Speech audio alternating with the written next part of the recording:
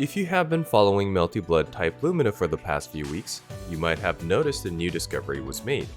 Under certain circumstances, if you hit the opponent with a charge attack that bounces, it can potentially loop for an infinite combo.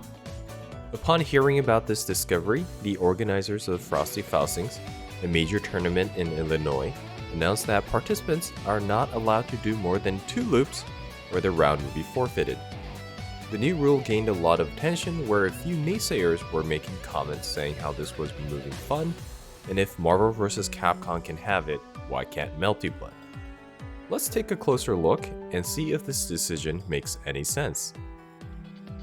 Infinites are combos that can potentially go on forever if it was not constrained by time and opponent health.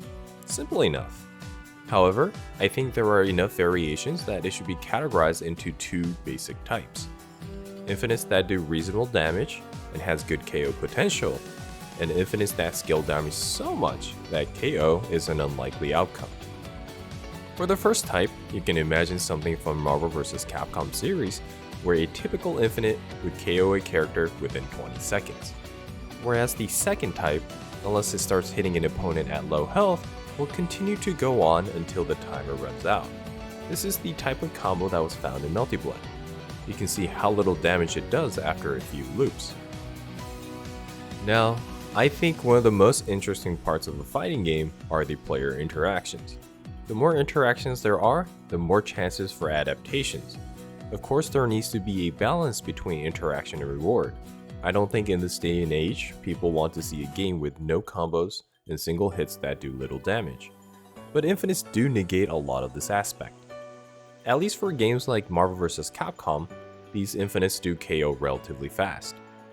You can imagine the infinite to be one long and damaging combo and hope that your next 2 characters have a better time. Well, unless a birthday is being celebrated. The fortunate part of Melty Blood Infinites is that they seem to be fairly easy to do for some characters, so that there is potential for matches to run the clock for every single round.